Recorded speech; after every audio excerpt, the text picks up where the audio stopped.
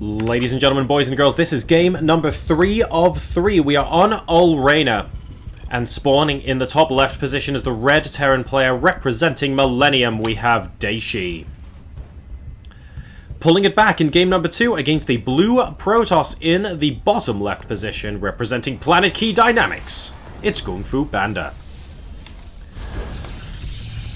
And game number 2 saw an excellent fight back from Dayshi, constantly denying the 4th and 5th bases of GunGFuBanDa to close out in the end, but GunGFuBanDa had a really good say in the early game, going with a Colossus approach and fantastic harassment with Adept to honestly put himself in a position where it looked like he was just going to close out, but he wasn't able to deliver the finishing blow.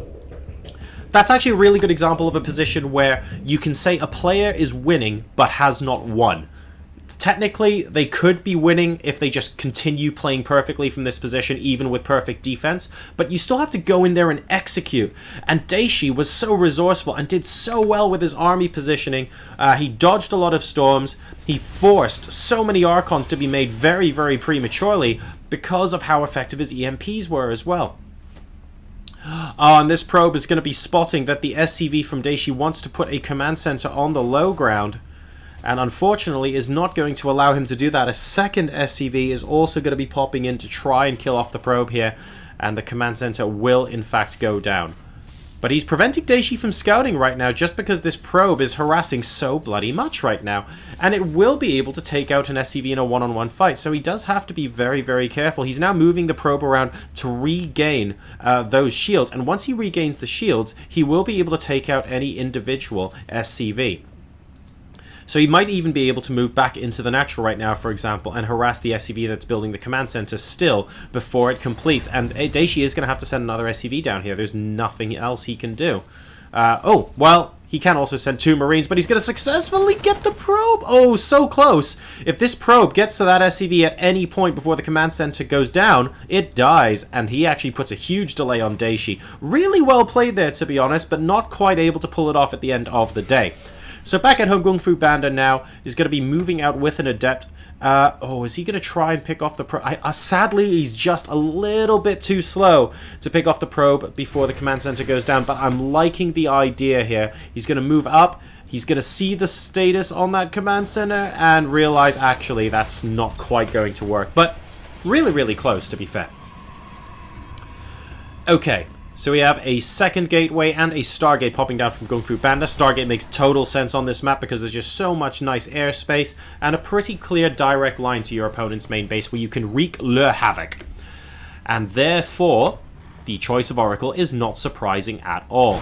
Now we have a small contingent of Marines trying to do a bit of damage here and actually successfully forcing him back up the ramp. Needs to be careful. This Stalker is actually doing an awful lot of damage right now. But then again, these Marines against the probes are also doing a fantastic job. Not quite able to pick off the Stalker. Only 2 Marines left. And from the high ground, GunGFuBanDa successfully defends with 3 workers dead. Don't forget, that was a decent number of Marines that were popping by from Dayshi as well. Good initial harassment, but also great defense coming in from GunGFuBanDa there.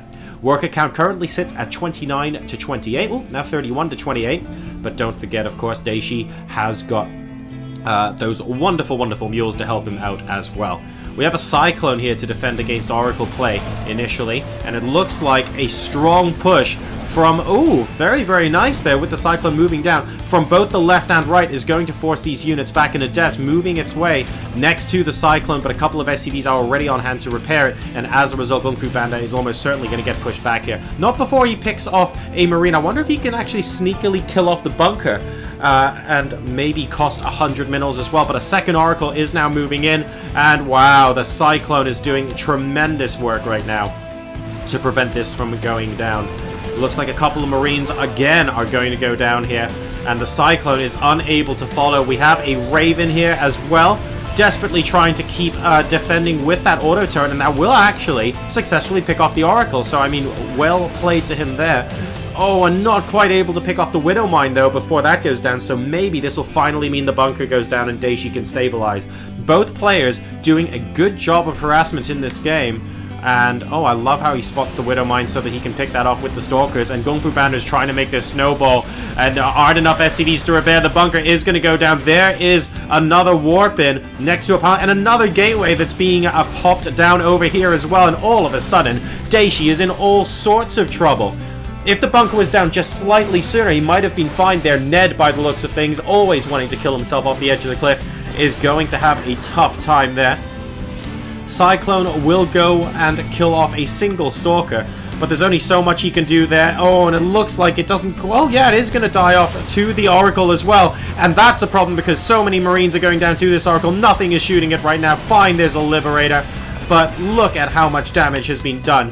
Workers killed 22-3 right now, ladies and gentlemen, and unfortunately, that is possibly going to spell that for GunGFuBanDa. He should be able to win this game 2-1. He is doubling his opponent's supply right now. That siege tank, oh, so close to getting picked up. He's actually just walking forward right now. He's saying, I don't want the Liberator to hinder my position any longer. Gets the siege tank, gets the Liberator. There is a Raven and SCVs right now. GG. GunGFuBanDa will advance to the quarterfinals of the bracket with a 2-1 victory over a very well fighting Dayshi.